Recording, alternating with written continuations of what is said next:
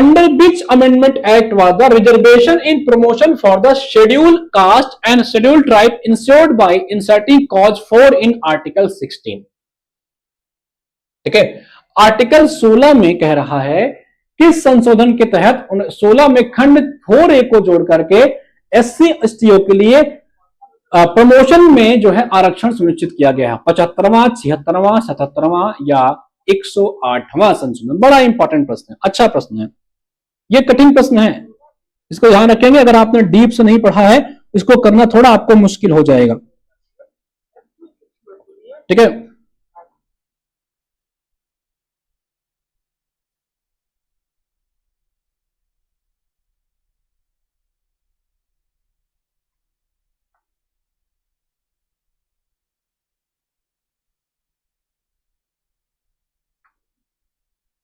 फटाक से बताओ।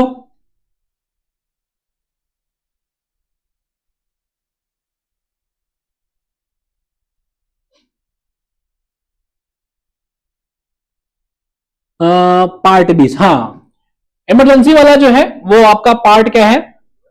पार्ट 18 है, कोई कह रहा है, कोई 20 कह रहा है। थोड़ा सर्च तो कर लिया करो, थोड़ा सर्च कर लिया करो। क्लास की टाइमिंग लिख लीजिएगा, 1:15 पे है। चलो तब तक ये बताओ, तब तक मैं आर्टिकल 16 बहुत इंपॉर्टेंट है भाई, बहुत इंपॉर्टेंट है आर्टिकल 16। देखो, फंडामेंटल जो भारतीय लोगों को राइट मिला है, ये ध्यान रखेंगे। कुछ ऐसे फंडामेंटल राइट हैं जो केवल इंडियंस को मिले हुए, जैसे आर्टिकल 15, आर्टिकल 16, 10 बार बताया हूं, नोट करते जाइएगा। आर्टिकल 29, आर्टिकल 30, इन सारे आर्टिकल्स में जो भी प्रोविजन है, और आर्टिकल 19, ये केवल इंडियंस को मिले हुए हैं। बाकी सारे फंडामेंटल राइट जो हैं वो चाहे इंडियंस हो, चाहे भारतीय हो, चाहे गैर भारतीय हो, सबको मिलते हैं। केवल ये आर्टिकल जो है आपके, जो इसमें प्रोविजन है, ये माइनॉरिटी वाले हैं, ये आपके रिजर्वेशन वाले हैं कि भैया right to equality, right to opportunity, ये वाले हैं। और ये तो आपको पता हुआ है, आर्टिकल 19 के बारे में तो जग जाहिर है कौन है। ठीक है, तो आर्टिकल 16 बड़ा इंपॉर्टेंट है। आर्टिकल 16 में अगर ओबीसी का पूछे कि ओबीसी का आरक्षण किसके तहत है, तो 16 का जो सब क्लॉज 4 है आपका, 16 का जो सेक्शन 4 है, उसके तहत ओबीसी रिजर्वेशन दिया जाता है। अगर पूछे, जैसे अभी पूछा गया था आरओ की परीक्षा में, ईडब्ल्यूएस का रिजर्वेशन किसके तहत गया है, तो 16 का 6 दिया गया है। ईडब्ल्यूएस को हमने कब लाया था, किस संविधान संशोधन के द्वारा ईडब्ल्यूएस को जो है हम लोग ने आरक्षण दिया है 10% का, ये बताइए। हाँ, ठीक है, 16 का 4 याद रखेंगे। 16 के 4 में ओबीसी है, 6 में ईडब्ल्यूएस है, और संविधान के 103rd कॉन्स्टिट्यूशन अमेंडमेंट एक्ट 2019 के माध्यम से हमने ईडब्ल्यूएस को आरक्षण दिया है। चलो, 108वां संविधान संशोधन तो नहीं, लेकिन कोई मुझे 108 आर्टिकल बताएगा कि आर्टिकल 108 किससे संबंधित है? आर्टिकल 108 किससे संबंधित है, कोई कमेंट करके बताए। संविधान का आर्टिकल 108 इमरजेंसी पार्ट 18 में है। बहुत बढ़िया जवाब। ठीक है, चलो, तो प्रश्न संख्या 11 का जो सही जवाब है इसका है ऑप्शन नंबर सी, याद रख लीजिएगा। 77वां संविधान संशोधन के द्वारा SC ST को जो है हमने किसमें, रिजर्वेशन में प्रमोशन का प्रावधान दिया है। किसमें, 77 में। ये इंपॉर्टेंट है भैया, रिपीटेड प्रश्न नहीं, इसको ध्यान देंगे। 11 का सी लगा लीजिएगा, बाकी बातें याद रखेंगे। ज्वाइंट सेटिंग की बात कही गई, बहुत बढ़िया जवाब। आर्टिकल 108 में ज्वाइंट सेटिंग की बात करते हैं। ठीक है, आर्टिकल में है, अमेंडमेंट में नहीं है, ये ध्यान दीजिएगा, नहीं तो कंफ्यूज हो जाओ सभी लोग। चले प्रश्न क्या 12 पे आ जाओ। निम्नलिखित में से कौन सा क्षेत्र हरित ऊर्जा, which of following region is globally significant for the production of rare earth element, रीज से बोलते हो, रेयर अर्थ एलिमेंट। ठीक है, अच्छा आपको पता होना चाहिए, critical for green energy technology, rare earth element के लिए अभी यूएस ने एक जो है इनिशिएटिव शुरू किया था, उसका नाम है पैक्स सिलिका इनिशिएटिव। ये याद रखेंगे, Pax Silica initiative rare earth element की माइनिंग के लिए यूएस ने शुरू किया है, और भारत भी इसका मेंबर अब बन चुका है। इसको ध्यान रखेंगे, ये करंट में न्यूज में था। Which of following reasons, cut करिए उसको, which of following reasons is globally significant by production of rare earth element critical for green energy technology. Katanga प्रांत में या चीन के मंगोलिया में, पिलबारा क्षेत्र ऑस्ट्रेलिया में, या बिटवाटसलैंड दक्षिण अफ्रीका में। अच्छा प्रश्न है ये भी, चाइना में, बी मंगोलिया में। प्रश्न क्या आपका 12। बहुत बढ़िया जवाब है। ठीक है, सही जवाब है इसका ऑप्शन नंबर बी। ठीक है, इनर मंगोलिया चाइना में। ठीक है, ये ध्यान रखेंगे, इसको याद रखेंगे। मंगोलिया का एक रीजन है, उसके बोलते हैं बेयान ओबो माइन। कौन सा? बेयान ओबो माइन। यहां का एक रीजन है बेयान ओबो खदान या माइन जो है वो रेयर अर्थ मटेरियल के लिए जाना जाता है। ठीक है, अच्छा मंगोलिया की कैपिटल कोई बताएगा क्या कि मंगोलिया की राजधानी क्या है? मंगोलिया में एक बहुत प्रसिद्ध जो है मरुस्थल है, यहां पे एक बहुत प्रसिद्ध मरुस्थल है, उसका नाम बताओ। जो आपके मुगल थे, मुगल काल की जो सैनिक व्यवस्था थी, मुगल काल की जो सैनिक व्यवस्था थी, खास करके मनसबदारी व्यवस्था, याद है अकबर के समय शुरू हुई थी, ये मंगोलों के ही कॉन्सेप्ट पे बेस्ड थी। मंगोल के ही कॉन्सेप्ट पे मुगल जो है सिस्टम चलता था, उनकी सैन्य व्यवस्था।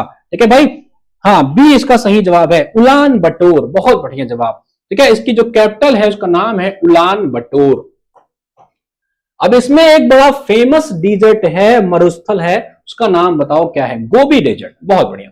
यहां पे एक बड़ा फेमस डेजर्ट है, उसका नाम है गोबी। गोभी नहीं भाई, गोबी। इसकी जो कैपिटल है वो है आपकी उलान बटोर। कभी कभी कैपिटल मैच करा लेता है, ये ध्यान रखेंगे। ठीक है भाई, ऑप्शन नंबर बी इसका सही जवाब हो जाएगा, प्रश्न संख्या 12। चलो 13 पे आ जाओ सभी लोग। चलो, कौन सी जनजाति भारत के अंडमान निकोबार द्वीप समूह की मूल निवासी नहीं है? ध्यान दीजिएगा, परीक्षा में नहीं सट से देखते ही मार दो ये तो मुझे पता था, नहीं है पूछ रहा है। ठीक है, चलो, अंडमान और निकोबार एक दूसरे को किस डिग्री चैनल से अलग करते हैं, ये आपको बताना है। ठीक है भाई, ये कमेंट करके बता दीजिएगा। भारत का एकमात्र एक्टिव वोल्केनो जो है, जिसे आप कहते हो बैरन, सजनवा बैरी हो गई, यही अंडमान में है, ये भी ध्यान रखेंगे सभी लोग। एकमात्र एक्टिव जो वोल्केनो है इंडिया का, यहीं पे है। प्रश्न संख्या 13 पे आ जाओ। अंडमान किससे अलग होता है? या हलचू। ठीक है, चलो,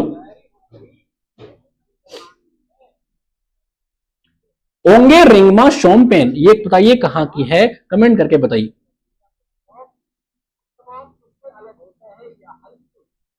बहुत बढ़िया जवाब। ये किससे अलग होता है? 10 डिग्री चैनल से अलग होता है। चलो, तो हलचू, ओंगे, सोमपेन सारी यहां की है।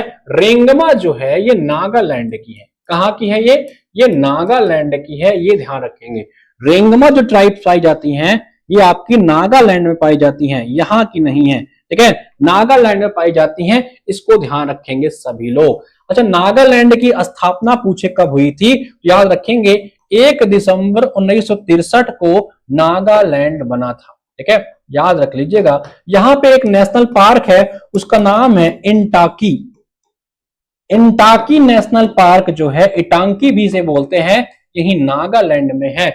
1 दिसंबर 1963 को इसकी स्थापना हुई, तो ये ध्यान रखेंगे सभी लोग। अच्छा, मुझे एक बात कमेंट करके बताओ कि जो सेंसस 2011 आया था, उसमें किस राज्य की जनसंख्या जो है निगेटिव में बताई गई थी? ऑप्शन है आपके पास नागालैंड, दूसरा है आपके पास अरुणाचल कि उसकी जनसंख्या जो है माइनस में हो गई थी, घट गई थी, तीसरा है आपके पास त्रिपुरा।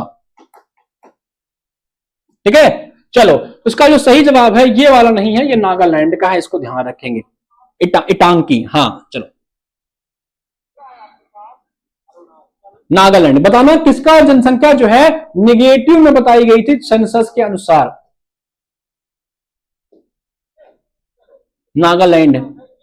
बहुत बढ़िया, नागालैंड की जनसंख्या जो है निगेटिव में आ गई थी। चलो, बेबल प्लान 1945 के बारे में कौन सा कथन सही है? ध्यान रखेंगे, इसने प्रस्ताव दिया कि कार्यकारी परिषद में हिंदू और मुस्लिम सदस्यों की संख्या बराबर रखो। बहुत बढ़िया।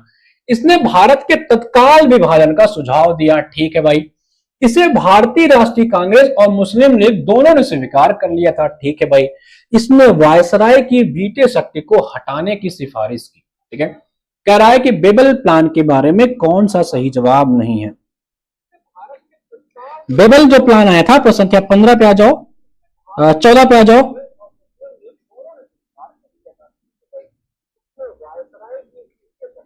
पीवाईक्यू पे आधारित प्रश्न है, इसको ध्यान रखेंगे। ठीक है। बेबल योजना या शिमला कॉन्फ्रेंस में इसको प्रस्तुत किया गया था, ये ध्यान रखेंगे। ठीक है।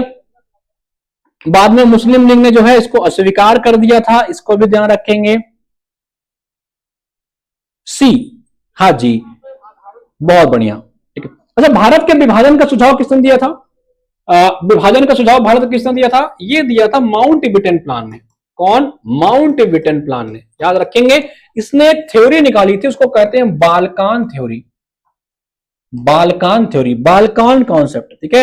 वो माउंटबेटन ने निकाला था। कब? 1947 में 3 जून को ये कॉन्सेप्ट इसने दिया था। कब दिया था इसने? कि भारत का विभाजन 3 जून को ये हुआ, माउंटबेटन ने दिया था, ना कि आपकी इसने। इसने क्या कहा था? इसको दोनों ने स्वीकार किया था। ये वाला ऑप्शन गलत है। 14 का जो आपका ऑप्शन नंबर सी है वो आपका गलत हो जाएगा। ठीक है भाई। एक बात देखो, ये इसमें 2 ऑप्शन में डाउट है, एक चीज को ध्यान रखेंगे। सी तो एकदम से गलत है, ये तो एकदम गलत है। इसने प्रस्ताव दिया कि कार्यकारिणी परिषद में हिंदू और मुस्लिम, हाँ नहीं ठीक है, ठीक है, बराबर होगी। ठीक है। तो इसका सी वाला ऑप्शन जो है, कौन सा कथन इसमें से सही पूछ रहा है ना, कौन सा कथन इसमें से सही पूछ रहा है, इसको ध्यान देंगे। तो ये वाला गलत है, ये वाला गलत है, ये वाला गलत है, ये वाला ऑप्शन सही हो जाएगा। ठीक है। करेक्ट पूछ रहा है, बिल्कुल करेक्ट पूछ रहा है, कौन सा कथन सही है। तो दूसरा तो गलत है, तीसरा भी गलत है, डी वाला भी गलत है, ए वाला ऑप्शन इसका सही हो जाएगा। ठीक है। हाँ, करेक्ट पूछ रहा है। ऑप्शन नंबर, इसने बोला था कार्यकारिणी परिषद में हिंदू और मुस्लिम को इक्वल रखा जाए। ठीक है। इसके विभाजन ने इसने स्वीकार नहीं किया, मतलब इसको विभाजन का सुझाव नहीं दिया, माउंटबेटन ने दिया। मुस्लिम लीग ने स्वीकार नहीं किया था, ये भी गलत हो जाएगा।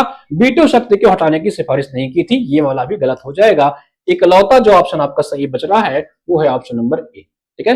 14 का ऑप्शन नंबर ए हो जाएगा। हाँ, समझ गए। चलो आगे आ जाओ, प्रश्न संख्या 15 पे आ जाओ।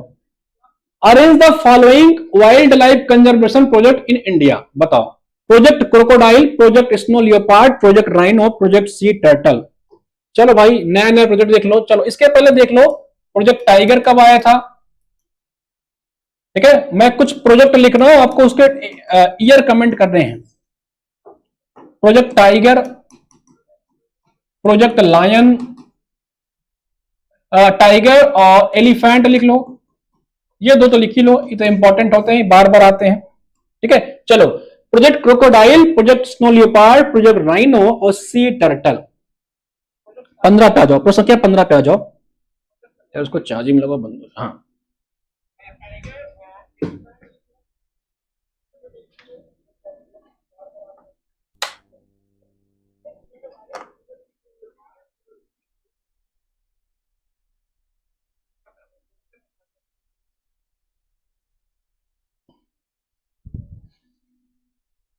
ठीक है भाई। चलो, प्रोजेक्ट क्रोकोडाइल कब आया था? 1975 में आया था।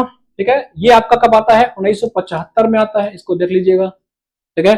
फिर आपका क्या बचता है? इसके बाद क्या बचता है आपका? स्नो लियोपार्ड, ये आपका आता है, आपका कब आता है स्नो वाला? ये आता है आपका 2009 में। कब आता है स्नो लियोपार्ड? ये आता है आपका 2009 में। प्रोजेक्ट राइनो इंपॉर्टेंट है। ठीक है, ये दिख रहा, कोई दिक्कत की बात नहीं। प्रोजेक्ट राइनो कब आता है आपका? प्रोजेक्ट राइनो आता है आपका 2005 में। ठीक है। प्रोजेक्ट राइनो आता है आपका 2005 में। ठीक है। और sea turtle, project sea turtle कब आता है? 2006। ये समुद्री कछुओं के संरक्षण के लिए आता है, ये ध्यान रखेंगे। अच्छा, 2005 में अगर आपको याद होगा तो इसी वर्ष क्योटो प्रोटोकॉल जो है वो लागू हो गया था, अप्लाई हो गया था। ठीक है, ये ध्यान रखेंगे। और ये प्रोटोकॉल 1997 में ग्रीन हाउस गैस के इमिशन से संबंधित था। तो लगा लो क्रोनोलॉजी, सबसे पहले क्रोकोडाइल पकड़ लो, सबसे पुराना ही है, पहला पकड़ लिए। फिर आप पहले के बाद कौन सा पकड़ लिए? तीसरा पकड़ लिए। कोई ऑप्शन है? ये वाला ऑप्शन है, option number B. Option B किसी का सही जवाब है आप में से? ठीक है, आकृति का जवाब है, दलवीर जी का सही जवाब है, और किसका है? हाँ, क्योटो प्रोटोकॉल, बहुत बढ़िया। ठीक है, इसका ऑप्शन बी लगा लीजिएगा, ये सारे बातें लिख लीजिएगा। टाइगर आया था, project tiger, sorry project tiger कब आया था? 1973 में। कहां से शुरू किया गया था इसको? उत्तराखंड से। जो आपका पहला नेशनल पार्क है भारत का, क्या है? जिसका पुराना नाम था हेली नेशनल पार्क, यहीं से शुरू किया गया था। एलिफेंट आया था 1992 में। ये